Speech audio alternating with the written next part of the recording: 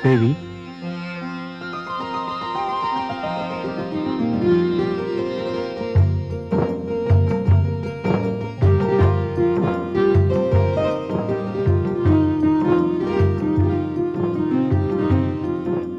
प्रणाम युवराज। प्रणाम देवी। आश्चर्य हुआ? हाँ। मेरे समय आने पर? नहीं, इस संयोग पर कि बस एक क्षण पहले मुझे आपका ध्यान आया था और दूसरी क्षण आप स्वयं आ गए। तुम्हें तो मेरा ध्यान अभी आया था देवी। मैंने जिस घड़ी तुम्हें सबसे पहली बार देखा था, उस घड़ी से इस पल तक जब मैं तुम्हें फिर देख रहा हूं, तुम्हारे ध्यान ने मेरा साथ एक पल के लिए भी नहीं छोड़ा। पधारिए युवराज, आपका स्वागत है। कैसे कष्ट किया? मैं तुमसे एक प्रश्न पूछना चाहता हूं दीपावली। मुझसे? अवश्य पूछिए। दीपावली, क्या तुमने कभी अपने भविष्य के विषय में सोचा है? भविष्य के विषय में? मैं आपका प्रश्न समझी नहीं युवराज। क्या तुमने कभी नहीं सोचा कि तुम अपने जीवन के शेष वर्ष कैसे बिताओगी?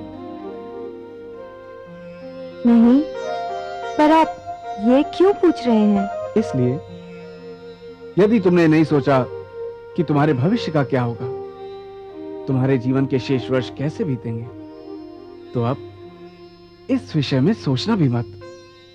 क्यों? क्योंकि मैंने निर्णय कर लिया है। तुम्हारा भविष्य असुरपुरी के राजभवन में और तुम्हारे जीवन के शेष वर्ष मेरी पत्नी के रूप में मेरे साथ बीतेंगे। और मैं जानता हूं तुम्हें इस निर्णय पर कोई आपत्ति नहीं होगी। ठहरो देवी।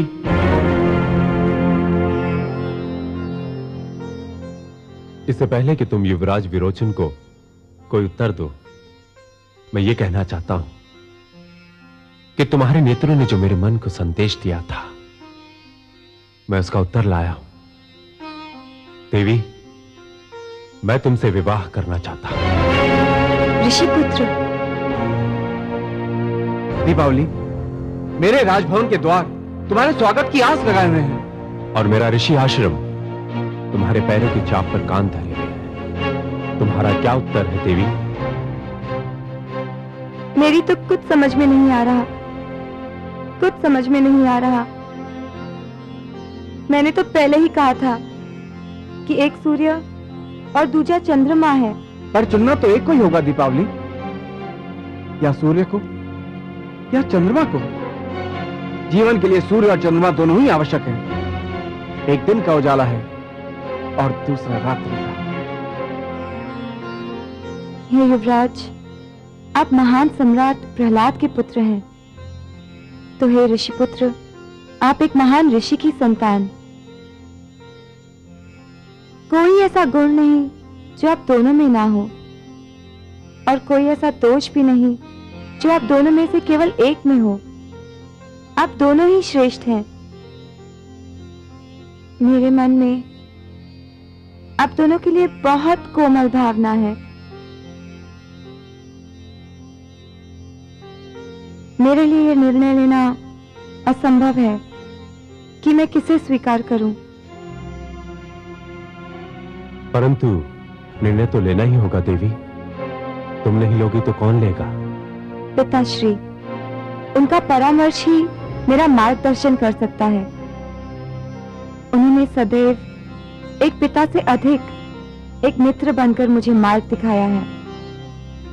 आप दोनों को उनके लौटने तक प्रतीक्षा करनी होगी। मैं प्रतीक्षा करूंगा। पर मैं प्रतीक्षा नहीं कर सकता देवी। क्यों युवराज? तुम्हारे पिताश्री एक ऋषि हैं दीपावली, और संयोग से सुधनवा के पिताश्री भी एक ऋषि हैं। और मुझे भय है कि ऋषि होने के कारण तुम्हारे पिताश्री सुधनवा का पक्षपात करेंगे। मैंने तुमसे प्रेम किया है दीपावली, और मैं अपने इस प्रेम को किसी भी स्थिति में खोना नहीं चाहूंगा। देवी एक प्रेमी नहीं घमंडी युवराज बोल रहा है। तुम इसे कुछ भी समझ सकते हो सुधनवा, किंतु मैं आज दीपावली को अपने साथ ले जाने आया था और मैं इन्हें अपने साथ ले जाकर ही रहूंगा। यह शक्ति और अधिकार का अनुचित उपयोग है। मैं इसे प्रेम प्रयास कहता हूं। तुम जो चाहे इसे नाम दे सकते हो। मैं देवी दीपावली को अपने साथ अपनी नगरी लेकर जाऊंगा। ये मेरे गुरु शुक्राचार्य के आश्रम में रहेंगी, जहां इन्हें सोचने का और निर्णय लेने का पर्याप्त समय मिलेगा।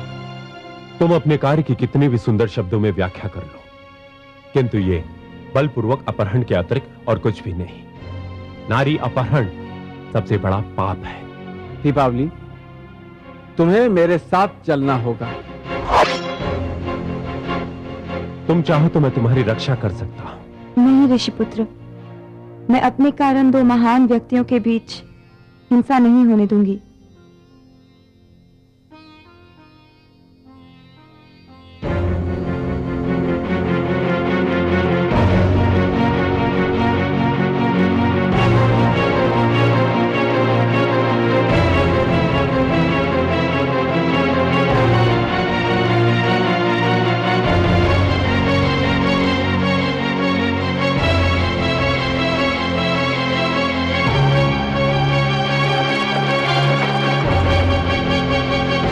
युवराज, ये अन्याय है। तुम अपनी राजशक्ति का प्रयोग कर रहे हो।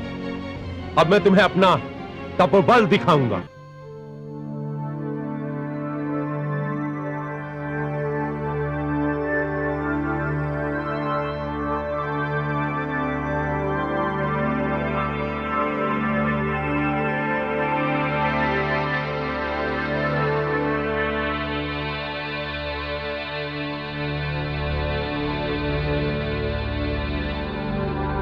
गुरुदेव,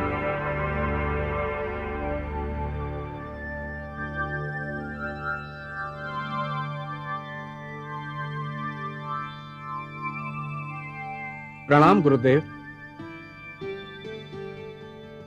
गुरुदेव, ये ऋषिवत्स पुत्री देवी दीपावली हैं। मैं समझ गया था पुत्र। प्रणाम दैत्य गुरु। मुझे हर्ष है शिष्य कि सौंदर्य को परखने में तुमने कोई ठोकर नहीं खाई। इसे देखने के उपरांत तो मैं तुम्हें इसके लिए भी क्षमा कर सकता हूं कि तुम इस पर मन हार बैठे थे। परंतु मुझे और भी अधिक प्रसन्नता है कि तुम इसे जीत लाए। अखंड सौभाग्यवती भव। आशीष के लिए धन्यवाद दैत्य गुरु, किंतु अब तक मैंने यह निर्णय नहीं लिया कि मैं युवराज विरोचन से ही विवाह करूंगी। अथवा तो मुझे किसी और की उपस्थिति का संकेत दे रहा है। मैं बताता हूं गुरुदेव। वन में आखेट के समय जिस प्रकार संयोगवश मैं और ऋषि अंगिरा का पुत्र सुधनवा एक साथ पेड़ गिरने से घायल हो गए थे, उसी प्रकार ऋषि वत्स की कुटिया में पहुंचकर हम दोनों दीपावली के नेत्र बाणों से भी एक साथ घायल हो गए। यही कहना चाहते हो ना? जी गुरुदेव। मुझे कोई आश्चर्य नहीं हुआ। होता भी तो दीपावली को देखने के पश्चात समाप्त हो जाता। परंतु पुत्री, तुम्हारा क्या निर्णय है? मैं कोई निर्णय नहीं ले पा रही हूँ कुलगुरु। युवराज विरोचन और ऋषिपुत्र सुधनवा के बीच मैं स्वयं को उस नौका की भांति पा रही हूँ जो बीच मझधार में है, और नदी के दोनों तट उसे अपनी ओर आने का संकेत कर रहे हैं। किंतु इस नौका को किसी एक तट का ही संकेत स्वीकार करना होगा। प्रश्न किसी एक तट के संकेत को स्वीकार करने का नहीं, प्रश्न तो दूसरे तट के संकेत को अस्वीकार करने का है। और इसी स्थान पर पहुंच के मैं स्वयं को असमंजस में पा रही हूँ। हे कुलगुरु, यदि आपसे कहा जाए कि सूर्य और चंद्रमा में से एक को स्वीकार और दूसरे को अस्वीकार कर दें, तो आपका क्या उत्तर होगा? गुरुदेव, मैं देवी दीपावली को इसी कारण आपके आश्रम में लेकर आया हूं। मैं चाहता तो इन्हें राजभवन में भी लेके जा सकता था, किंतु मैंने सोचा कि राजभवन में रहकर देवी ये ना सोचे कि मैं उन पर कोई दबाव डाल रहा हूं। ऋषि की पुत्री ऋषि शुक्राचार्य के आश्रम में स्वयं को अधिक स्वच्छंद और स्वतंत्र समझेंगे। अवश्य शिष्य। ऋषि पुत्री दीपावली, मेरे इस आश्रम में तुम्हारा हार्दिक स्वागत है। तुम यही समझो कि तुम अपने पिता श्री ऋषि वत्स के आश्रम में ही हो। धन्यवाद कुलगुरु। देवी, यदि मेरे कारण आपको कोई कष्ट हुआ हो तो मुझे खेद है। प्रणाम गुरुदेव।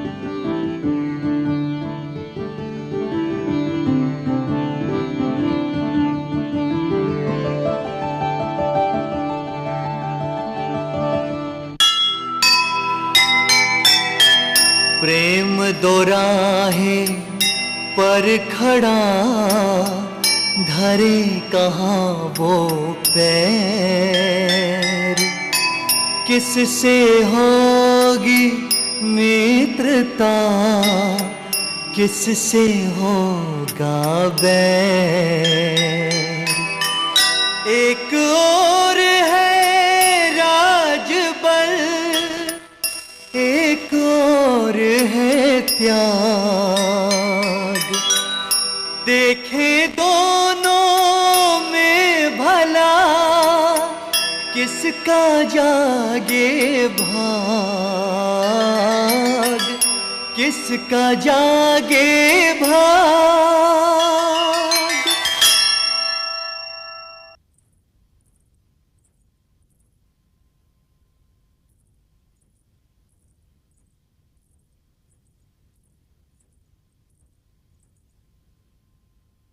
महाराज, स्वामी। क्या हुआ महारानी?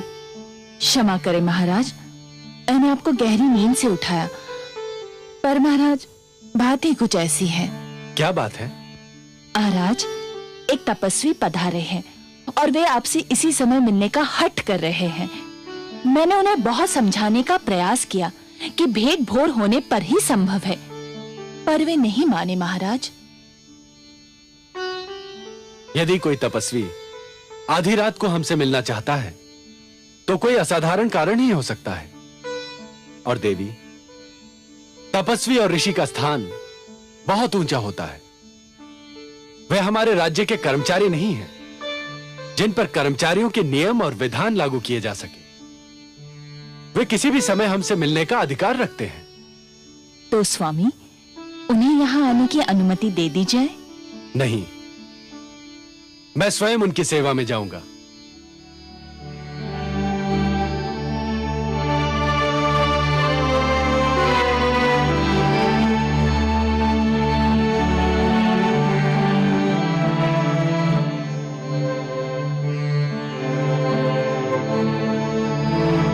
प्रणाम।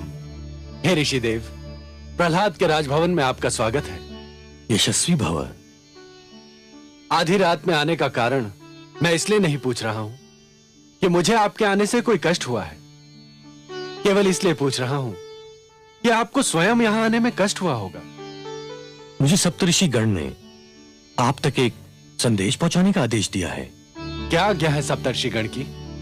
वो चाहते हैं कि कल प्रातः धर्म क्षेत्र में आयोजित उनकी सभा में आप उपस्थित हों। मेरा सौभाग्य। पर कोई विशेष समस्या है? वे आपसे कुछ प्रश्न पूछना चाहते हैं। ऋषिदेव, यह मत समझिएगा कि मैं अपने अधिकारों का प्रदर्शन कर रहा हूं, किंतु यदि आप यह बता सकें कि सप्तर्षि किस विषय में प्रश्न पूछना चाहते हैं तो मुझे प्रसन्नता होगी। महाराज, मुझे जितना ज्ञात था और जो बताने का आदेश दिया गया था वह सब मैं कह चुका हूं। इसके आगे स्वयं मुझे कुछ ज्ञात नहीं। सप्तर्षि गण से मेरा प्रणाम कहकर यह कह दीजिएगा कि उनकी आज्ञा का पालन होगा। मैं उनकी सभा में अवश्य उपस्थित रहूंगा। धन्यवाद महाराज। यशस्वी भव।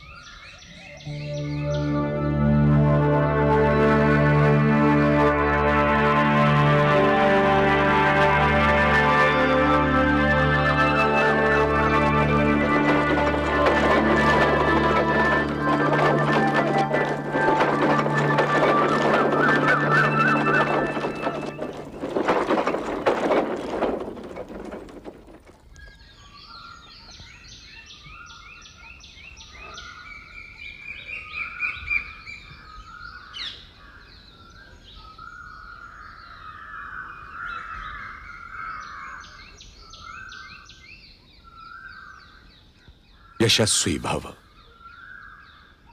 हे सप्त ऋषियों, आप ज्ञान के साथ आकाश हैं, विद्या के साथ सागर हैं। हर वो व्यक्ति आपकी महानता को पहचानता और मानता है जो ज्ञान और विद्या के शब्दों से परिचित है। अपने तुच्छ सेवक प्रहलाद का प्रणाम स्वीकार करें। स्थान ग्रहण करें राजन।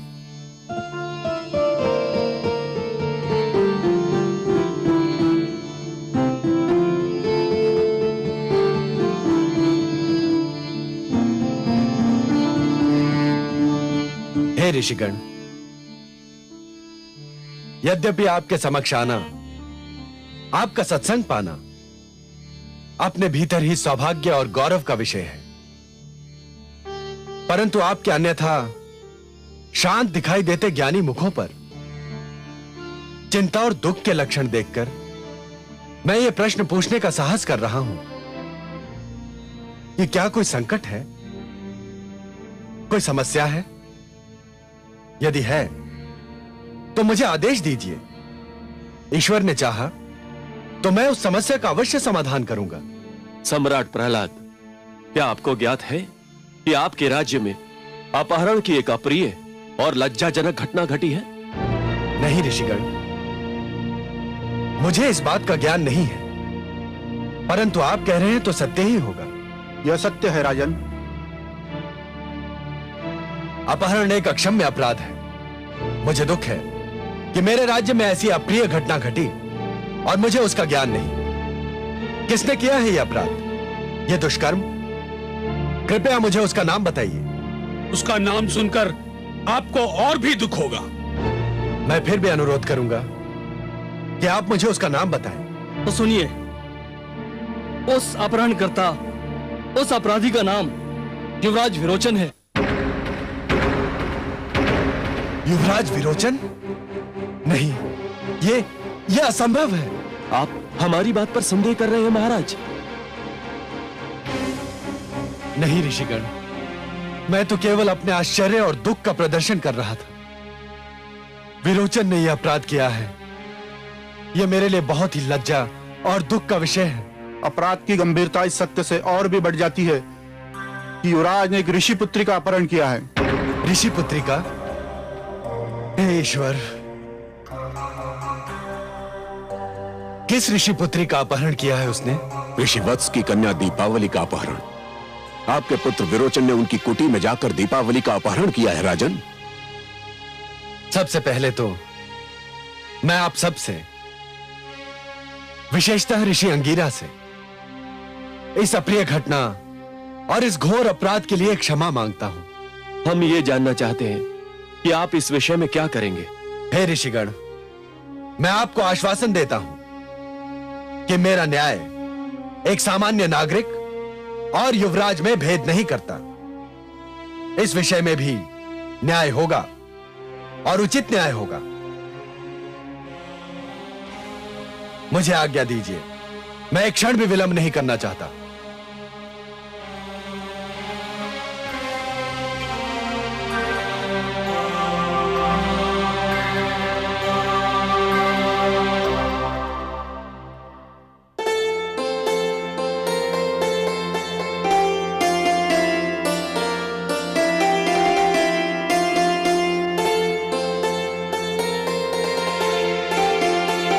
पुत्री,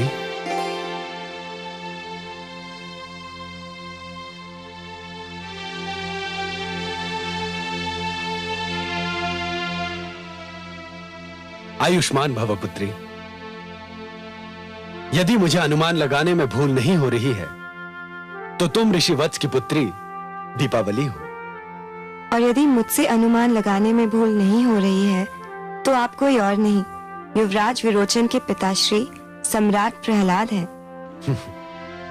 तुम्हारा अनुमान बिल्कुल सत्य है पुत्री। प्रणाम सम्राट। मेरे नेत्र सौभाग्यशाली हैं कि उन्हें महान विष्णु भक्त सम्राट प्रहलाद के साक्षात दर्शन प्राप्त हुए। परंतु इस समय आने का कष्ट किया है तो लक्ष्य केवल मुझे दर्शन देना तो नहीं हो सकता। तुम्हारा यह अनुमान भी सत्य है पुत्री। मैं तुम्हें यहां से ले जाने आया हूं। तुम्हें मेरे साथ चलना होगा। जो आज्ञा सम्राट। चलो पुत्री। रुक जा पुत्री।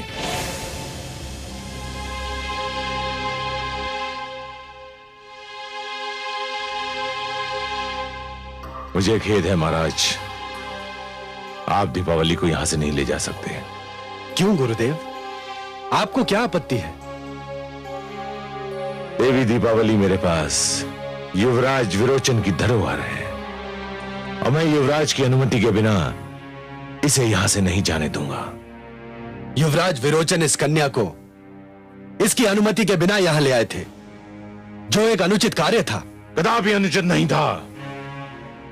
विरोचन युवराज होने के अधिकार का प्रयोग कर इसे यहां ले आया था और मैं अपने राजा होने के अधिकारों का प्रयोग करके इसे यहां से ले जा रहा हूं। और यदि मैं इसे यहां से ना ले जाने दूं तो मैं अपने शिष्य धर्म से मुंह मोड़ने पर विवश हो जाऊंगा गुरुदेव। अर्थात मुझे दुख तो होगा कि जिस गुरु के चरणों में बैठकर मैंने शस्त्र विद्या सीखी थी, उसी गुरु के विरुद्ध मुझे शस्त्र उठाना पड़ेगा। अच्छा, मुझे बड़ी प्रसन्नता हुई अपने योग्य शिष्य से ये बातें सुनकर, किंतु मेरा उत्तर भी सुन लो। मैंने जिस योग्य शिष्य को युद्ध नीति सिखाई थी, मैं उससे युद्ध करने पर विवश हो जाऊंगा और इसका मुझे कोई दुख नहीं होगा।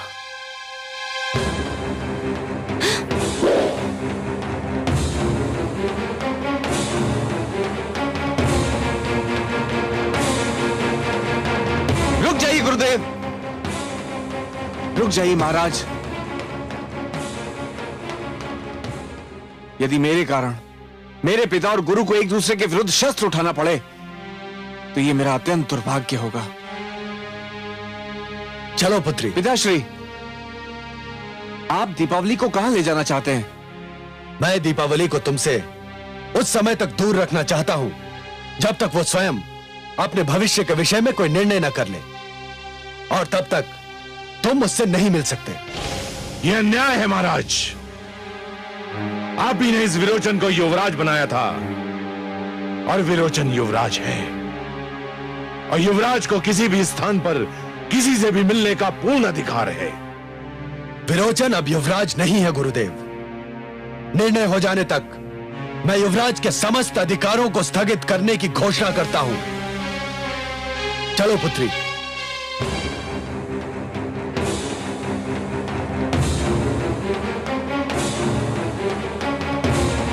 दीपावली,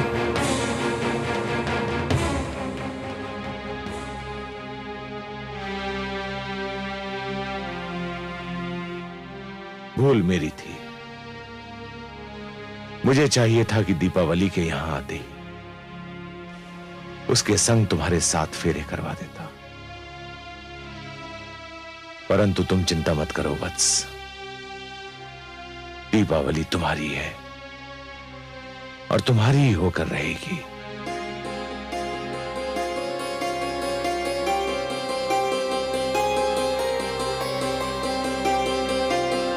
जीवन में यह समस्या किसी के भी समक्ष आ सकती है पुत्री, परंतु यह जिसकी समस्या हो उसी को सुलझानी भी पड़ती है। तुम्हें भी किसी एक ही तट, किसी एक ही डगर का चुनाव करना पड़ेगा। जीवन यात्रा दो नौकाओं पर संभव नहीं। जानती हूँ महाराज। जानती हो तो फिर मेरे पुत्र विरोचन और ऋषि पुत्र सुधन्वा में से किसी एक को क्यों नहीं चुन लेती? युवराज विरोचन कल राजा बनेंगे, सारी धरती पर उनका राज होगा, और ऋषि पुत्र सुधन्वा भी कल महान ऋषि बनेंगे, आकाश पर उनका राज होगा। अब आप ही बताइए महाराज कि धरती और आकाश में मैं किसे चुन लूं और किसे ठुकरा दूं? परंतु यह तो असंभव है देवी कि इन दोनों में से किसी एक में कुछ कम कुछ अधिक ना हो। तुम सोचोगी तो इन दोनों में से किसी एक में कोई ऐसा दोष, कोई ऐसा गुण तुम्हें अवश्य मिल जाएगा जो दूसरे में ना हो। मैं सोच सोच कर हार गई हूँ, परंतु विश्वास कीजिए मैंने दोनों में से किसी में भी कुछ कम या कुछ अधिक नहीं पाया। मैं तो चकरा कर रह गई हूँ महाराज। मैं बताता हूं तुमको देवी, विरोचन में एक दोष है। क्या? वो तुम्हें तुम्हारी सहमति के बिना तुम्हारे आश्रम से ले आया। उसे इसका अधिकार नहीं था। उसके इस अनुचित कार्य से तुम्हारी दृष्टि में उसकी महत्ता कुछ कम नहीं हुई। यह सत्य है महाराज कि जब उन्होंने मेरी कुटिया में आकर मुझे साथ चलने को कहा तो एक पल के लिए मुझे धक्का लगा। मैं भयभीत भी हो गई, परंतु जब उन्होंने मुझे पूरे आदर सम्मान के साथ गुरु शुक्राचार्य के आश्रम में रखा और उस आश्रम में भी मुझे उतना ही आदर सत्कार मिला, तो मैं जान गई कि युवराज केवल युवराज ही नहीं पर एक चरित्रवान व्यक्ति है। लालसा और वासना जिनके पास भटक भी नहीं सकती। मैं उनके चरित्र से प्रभावित हूँ महाराज। तो फिर सुधनवा को भूल जाओ। यह भी तो संभव नहीं है महाराज। उनकी परछाइयां भी मेरे मन आंगन का पीछा नहीं छोड़ती। ये तो बड़ी जटिल समस्या है देवी, परंतु इतना जान लो कि तुम्हारे अतिरिक्त किसी के पास इसका समाधान नहीं। मुझे नहीं लगता कि इसे सुलझाने में कोई भी तुम्हारी सहायता कर सकता है, और यदि कर सकता है तो मुझे बताओ, मैं स्वयं उसका प्रबंध करूंगा। मेरी सहायता केवल मेरे पिताश्री कर सकते हैं महाराज। वो कैसे कर सकते हैं तुम्हारी सहायता? वे ज्ञानी हैं, महापुरुष हैं, ऋषि हैं। मैं उनके समक्ष अपनी समस्या रखूंगी और फिर वे जिसका भी हाथ थामने का परामर्श देंगे, मैं आंखें बंद करके उसे स्वीकार कर लूंगी, क्योंकि मैं जानती हूँ कि वे जो भी निर्णय करेंगे उसी में मेरा भला होगा। पिता के लिए तुम्हारे विचार सुनकर मुझे बहुत प्रसन्नता हुई। एक अच्छी पुत्री ही अच्छी पुत्रवधू बन सकती है।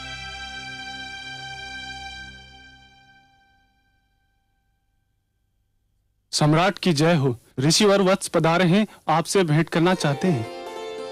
अरे पुत्री, ये तो बड़ी शुभ घड़ी है। इस समय कुछ और भी मांगा होता तो अवश्य मिल जाता। ऋषिवर बहुत उत्तम समय पधारे हैं। उन्हें पूरे आदर और सम्मान सहित यहां ले आओ।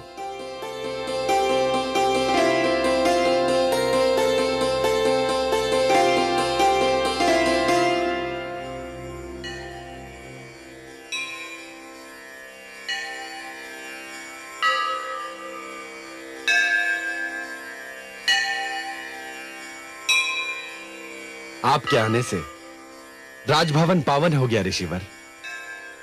अपने सेवक प्रहलाद का सादर प्रणाम स्वीकार करें। यशस्वी भव सम्राट। आपकी पुत्री आपके लिए बहुत व्याकुल हो रही थी ऋषिवर। मैं जानता हूं महाराज, और ये क्यों प्रतीक्षा कर रही थी वो भी जानता हूं। मैं सारी कहानी जान चुका हूं। कितना सुंदर होगा ऋषिवर यदि अपने चरम बिंदु पर पहुंचे इस कहानी का परिणाम आप बताएं। मैं? हाँ ऋषिवर, जब आपने कहानी सुन ही ली है तो किसी निष्कर्ष पर भी अवश्य पहुंच गए हो। हाँ, निष्कर्ष पर तो पहुंच ही गया हूं महाराज। धन्य है। किस निष्कर्ष पर पहुंचे आप? मैं इस निष्कर्ष पर पहुंचा हूं महाराज कि मेरी पुत्री जो भी कह रही है वह अक्षरशः सत्य है, सर्वथा सत्य है, और सत्य के अतिरिक्त कुछ भी नहीं है। अर्थात? महाराज, मैंने जब सारा वृत्तांत सुना और अपनी पुत्री की उलझन को जाना तो मैंने भी समस्या को हर दृष्टिकोण से देखने का प्रयास किया। युवराज विरोचन और ऋषिपुत्र सुधन्वा दोनों की हर प्रकार की तुलना की, दोनों को जीवन की हर कसौटी पर परखने का प्रयत्न किया, और फिर उसके बाद अपने आप को उसी स्थान पर पाया जहां पर मेरी पुत्री खड़ी है।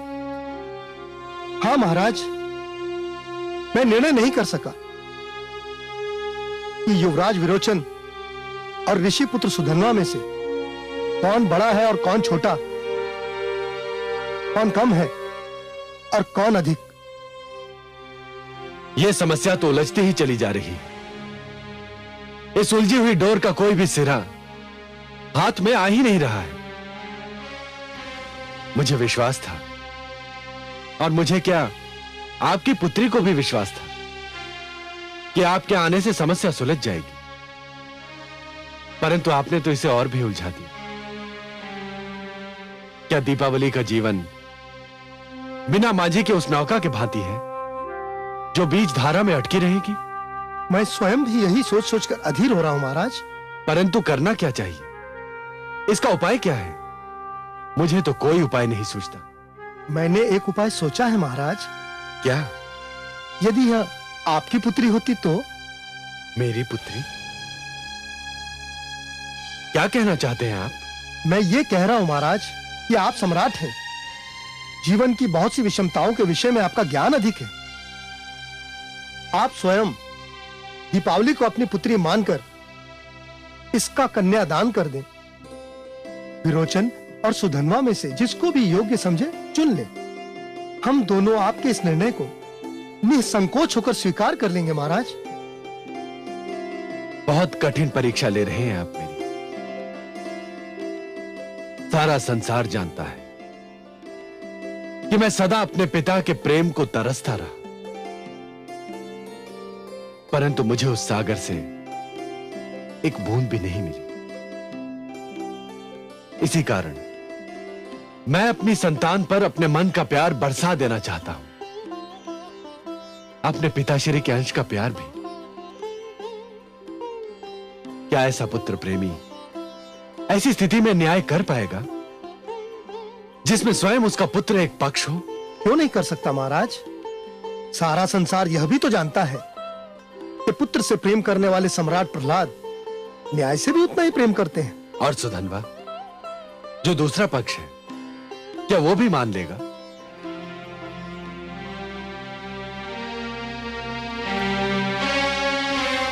सुधन्वा सोचेगा, और ठीक ही सोचेगा, कि यदि मैंने अपने पुत्र के पक्ष में निर्णय दिया तो वो पुत्र प्रेम के कारण दिया हो, न्याय प्रेम के कारण नहीं।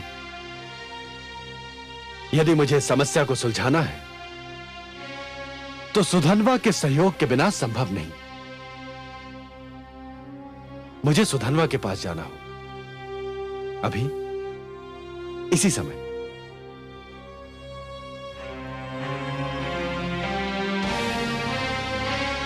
सब शुभ होगा पुत्री, सब शुभ होगा। देखा कमलनयन, वही हुआ जिसका मुझे भय था। दैत्य गुरु शुक्राचार्य की दी हुई शिक्षा अपना रंग दिखा रही है। परंतु आपको भय क्यों लग रहा है महादेवी? मुझे भय इसलिए लग रहा है कि ऋषि अंगिरा ने ये निर्णय लेने का भार पुत्र प्रहलाद पर डाल दिया है कि सुधन्वा और पौत्र में अधिक श्रेष्ठ कौन है। अपने अपने क्षेत्र में दोनों ही श्रेष्ठ हैं। एक महान तेजस्वी ऋषि है तो दूसरा उतना ही महान योद्धा है।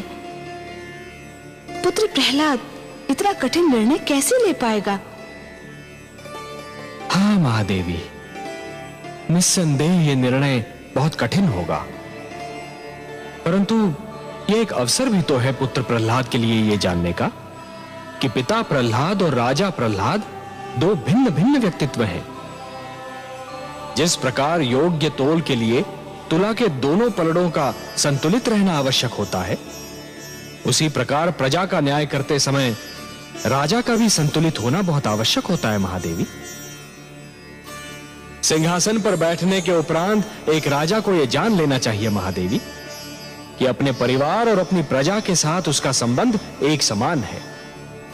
वो ना तो किसी का पिता है, ना किसी का पुत्र, और ना ही किसी का भ्राता। यदि पुत्र प्रहलाद को इतिहास बनाना है महादेवी, तो उसे अपने निष्पक्ष न्याय का प्रमाण देना होगा। आप तो बस अपने पुत्र प्रहलाद के विवेक पर विश्वास कीजिए। देखा तुमने आश्रम और तपोवन का प्रभाव पुत्र। महाराज प्रहलाद को विवश होकर गुरु शुक्राचार्य के यहां से दीपावली को ले जाना ही पड़ा। तो अब दीपावली कहां है पिताश्री? चिंतित होने का कोई कारण नहीं है पुत्र, वो सुरक्षित है। वो महाराज प्रहलाद के निजी अतिथि गृह में है। परंतु अब देखना यह है कि न्यायप्रिय महाराज प्रहलाद अब क्या निर्णय लेते हैं।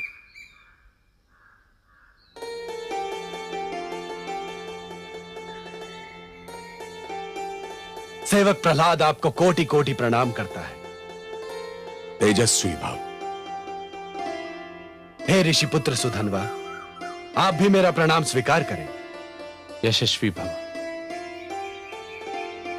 आपको यह सूचना तो मिल ही गई होगी कि देवी दीपावली अब कुलगुरु शुक्राचार्य के आश्रम में नहीं, पिता के संरक्षण में है।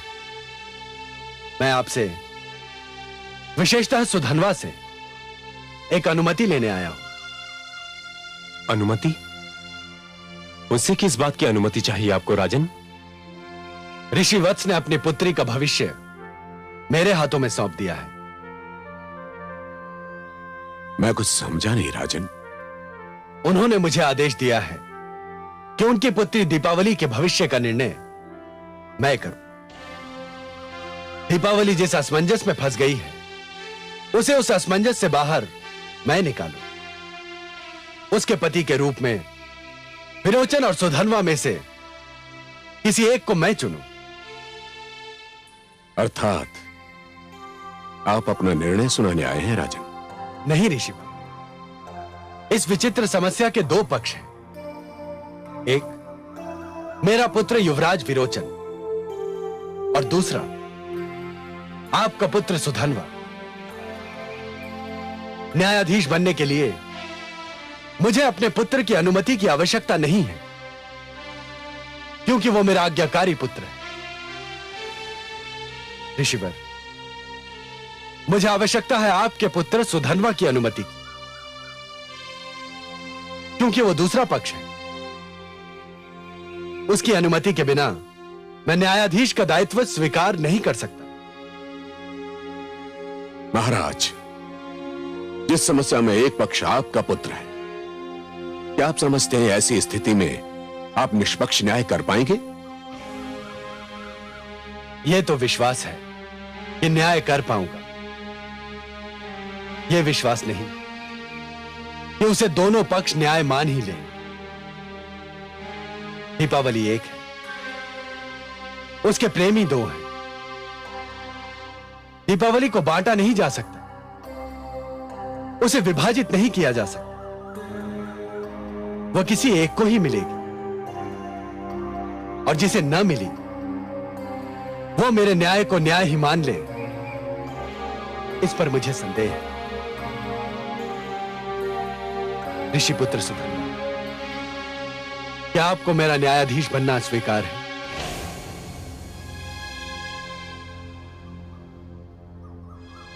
महाराज प्रहलाद, आपका प्रस्ताव मानने के अतिरिक्त मेरे पुत्र के पास दूसरा मार्ग बचा ही नहीं है।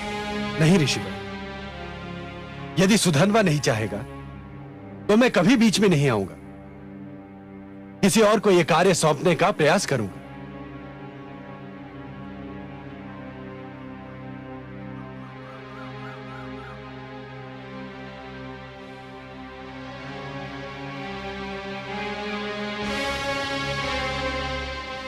मुझे स्वीकार है राजन। मैं अपना जीवन भाग्य आपके हाथ सौंपता हूं। तो मैं ये समझूं कि आप मुझे स्वेच्छा से अनुमति दे रहे हैं? जी राजन, मुझे आपका न्यायाधीश बनना स्वीकार है। अब मुझे आज्ञा दे ऋषिवर। प्रणाम। आयुष्मान भव। प्रणाम ऋषिपुत्र।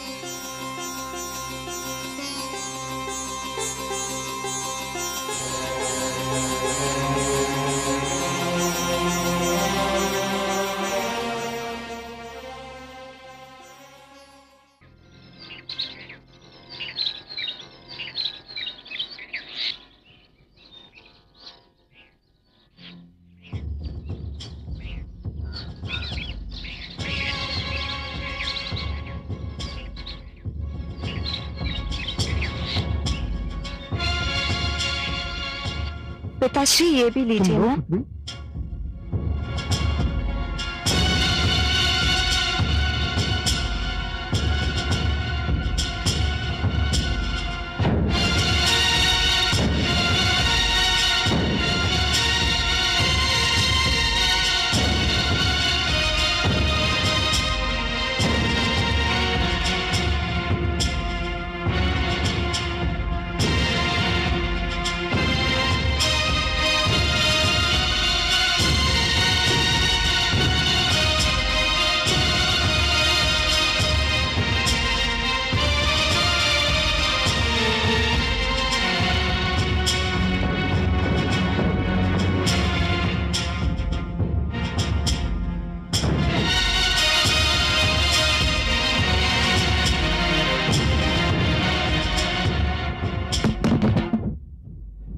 कौन है? पिताश्री मैं देखती हूँ।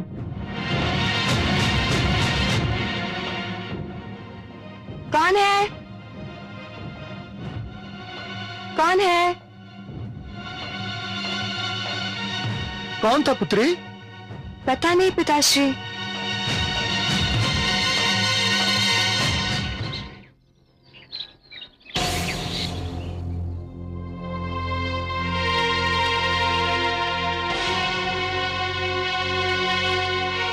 सुना है मेरे पिताश्री तुमसे मिलने आए थे।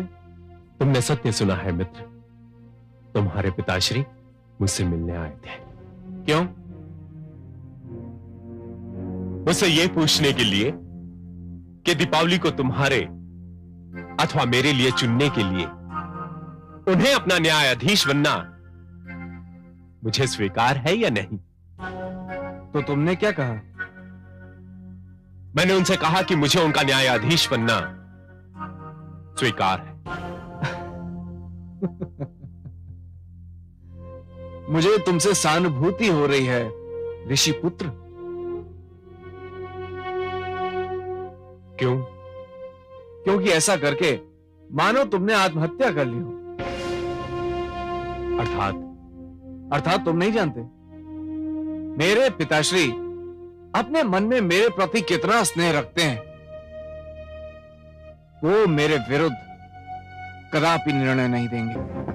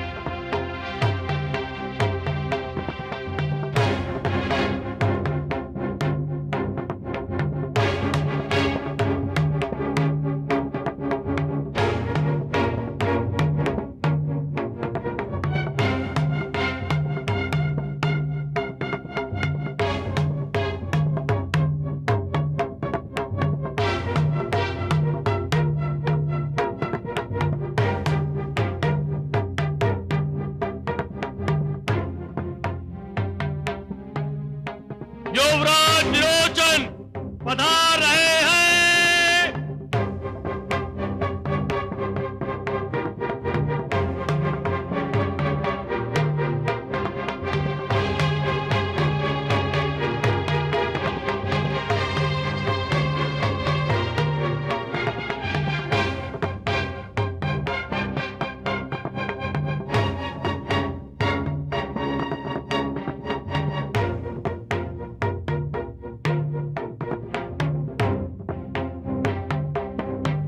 नहीं विरोचन,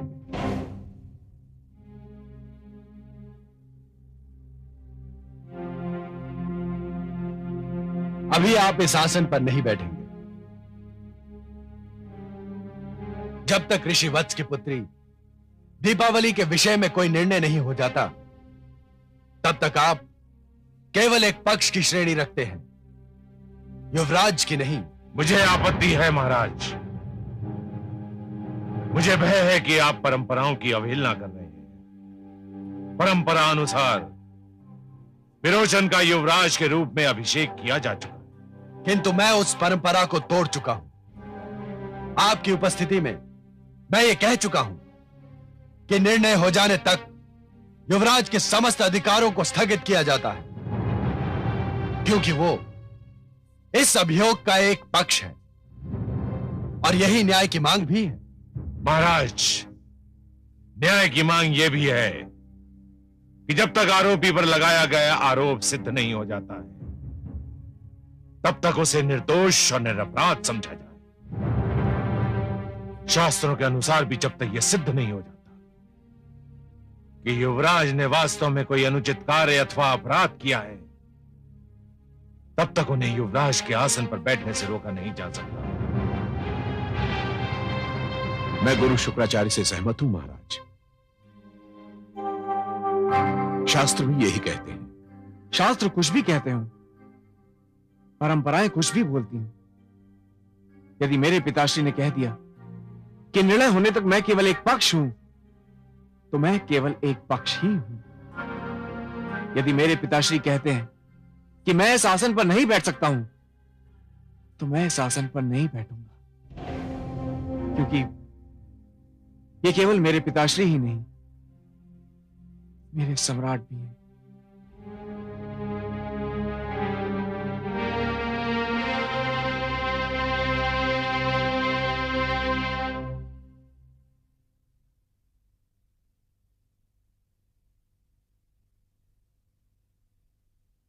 मेरे समक्ष एक जटिल समस्या है। हे महापुरुषों, यद्यपि किसी कन्या के लिए वर का चुनाव केवल उस कन्या का अधिकार है, और ऐसा अधिकार है जिसमें कोई और हस्तक्षेप नहीं कर सकता, परंतु ऋषि वत्स और उनकी सुपुत्री दीपावली ने यह कार्य मुझे सौंप दिया है, क्योंकि दीपावली यह निर्णय नहीं कर पा रही है कि वो अपने वर के रूप में किसको चुने। पुत्र विरोचन, ऋषि पुत्र सुधन्वा, मैं जो भी निर्णय करूं आपको स्वीकार होगा? संपूर्णतः, अक्षरशः निसंकोच महाराज। यह जानते हुए भी कि विरोचन मेरा पुत्र है? यह तो मैं तब भी जानता था महाराज, जब मैंने आपका न्यायाधीश बनना स्वीकार किया था। और तुम्हें राजकुमार विरोचन, क्या तुम्हें भी मेरा निर्णय स्वीकार होगा? मेरे लिए अपने पिताश्री के मुख से निकला हुआ एक एक शब्द ब्रह्म वाक्य के समान है। आपका दिया हुआ निर्णय मेरे लिए आदेश होगा, और आपका आदेश मेरे सिर आंखों पर। धन्यवाद सुधन्वा, धन्यवाद पुत्र। हे उपस्थित सभासदों, प्रश्न यह है कि किसी व्यक्ति को श्रेष्ठ मानने के लिए श्रेष्ठता की कसौटी क्या है? विशेषतः ऐसे में जब एक पक्ष राजकुमार हो और दूसरा एक ऋषि पुत्र। मेरा अनुभव, मेरा अध्ययन यह कहता है कि ऋषि ही श्रेष्ठतम है, क्योंकि ऋषि राज की लालसा, सत्ता के लोभ और धन की इच्छा से मुक्त होता है, जो एक व्यक्ति के लिए यदि असंभव नहीं तो सरल भी नहीं। मैं आपसे सहमत नहीं हूं महाराज। क्यों गुरुदेव? इच्छाओं से मुक्ति प्राप्त कर लेना बड़ी बात है, अवश्य बड़ी बात है, परंतु उससे भी बड़ी बात इच्छाओं के बोझ के साथ जीवन पथ पर चलना, और इस प्रकार चलना कि पांव डगमगाने ना पाए, उससे भी बड़ी बात है। राज मुकुट को ठुकरा देना यदि श्रेष्ठता है, तो ये जानते हुए कि राज मुकुट में कांटे भी होते हैं, उसे पहन लेना भी तो श्रेष्ठता का चिन्ह है। राजा होना भी तपस्वी होने से कम नहीं होता। राजा जब केवल अपना ना होकर सारी प्रजा का हो जाता है, तो वो किसी ऋषि से कम महान नहीं रह जाता। और इसका सर्वोत्तम उदाहरण महाराज स्वयं आप हैं। सारा संसार जानता है कि आपने प्रजा के लिए अपने आप को त्याग दिया,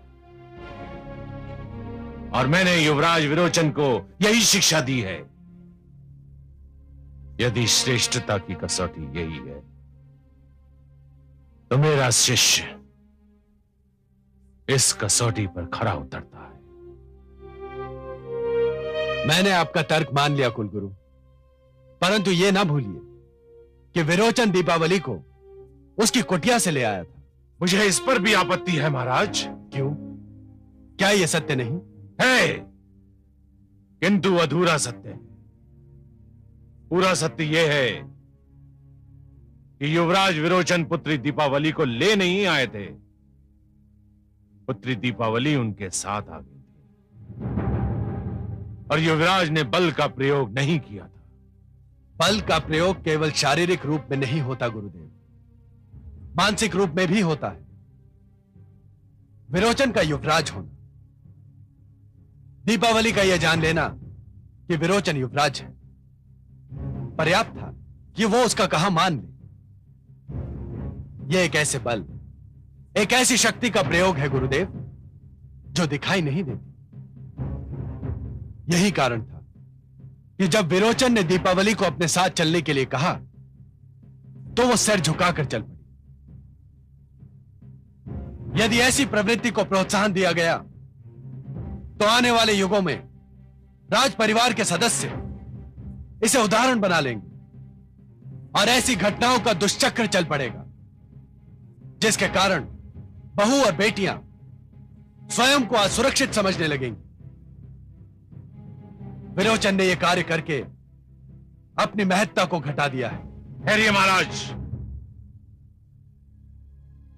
युवराज विरोचन ने पुत्री दीपावली से साथ चलने को कहा, और वो उनके साथ आ गई। इसका क्या प्रमाण है? यदि ऋषि पुत्र सुधन्वा भी उनसे साथ चलने को कहते, तो वो उनके साथ ना जाती। परंतु सुधन्वा ने ऐसा कुछ भी नहीं कहा, इसलिए युवराज की महत्ता घटने का प्रश्न ही नहीं उठता। चलिए कुलगुरु, मैंने आपका यह तर्क भी मान लिया। फिर भी एक ऐसी बात दिखाई देती है जो विरोचन को साधारण और सुधन्वा को श्रेष्ठ सिद्ध करती है।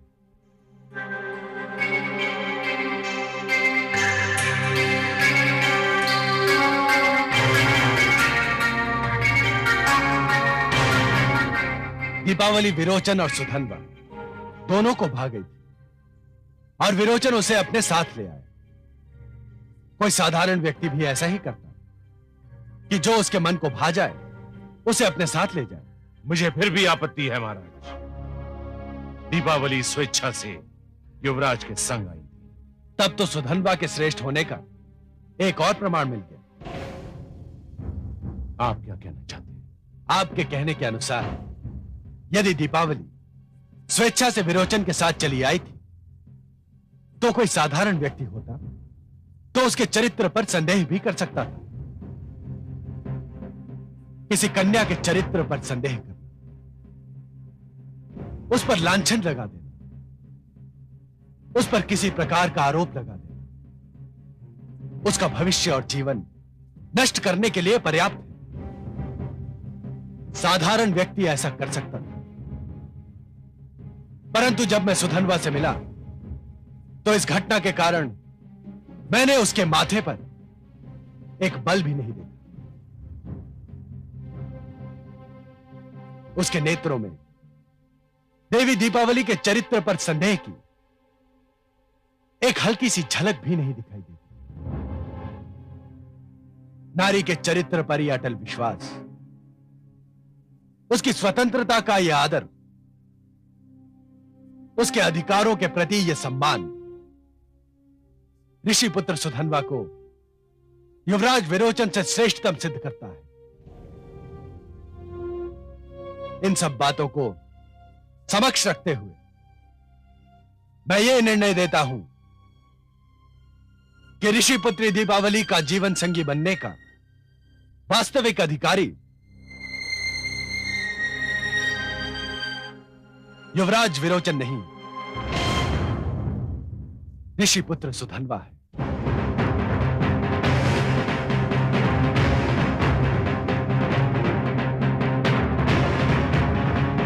बधाई हो मित्र, बधाई हो।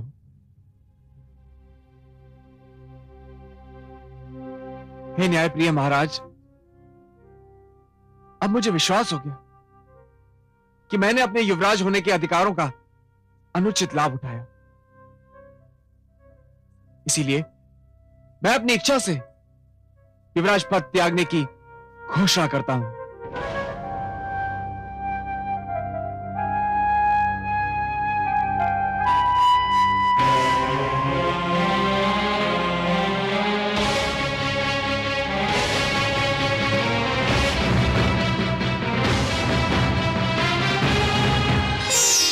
कमल नयन, कहिए देवी। धन्य है आपका पुत्र प्रहलाद, धन्य है। आज सारे संसार के साथ साथ मुझे भी उस पर गर्व हो रहा है। और क्यों न हो, जब कोई संतान किसी बड़ी परीक्षा में पूर्ण अंकों से उत्तीर्ण होती है तो माता पिता की प्रसन्नता देखने योग्य होती है महादेवी। हाँ पद्मनाभ, आज प्रहलाद ने जो कर दिखाया उससे आने वाली पीढ़ियां प्रेरणा लेंगी। उसने ये सिद्ध कर दिया कि राजधर्म के समक्ष पितृधर्म, पुत्र धर्म और पति धर्म कुछ महत्व नहीं रखता। न्याय के आसन पर बैठकर राजा केवल न्यायाधीश ही होता है। हाँ महादेवी, आज यदि प्रहलाद ने अपने पुत्र विरोचन के पक्ष में निर्णय दे दिया होता तब भी कोई उस पर अविश्वास नहीं करता, सभी उसे स्वीकार कर लेते। परंतु हमारे पुत्र प्रहलाद ने आज लोगों के उस विश्वास की रक्षा की है जो राजा बनाते समय लोगों ने उस पर किया था। उसने लोगों के विश्वास को टूटने नहीं दिया महादेवी। इस उपलक्ष्य पर मैं उसे बधाई देना चाहती हूँ। तो हम दोनों को चलना चाहिए, चलें?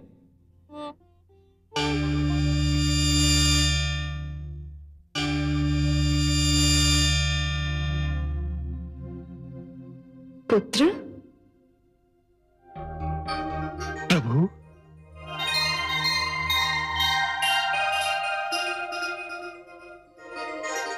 आयुष्मान भव।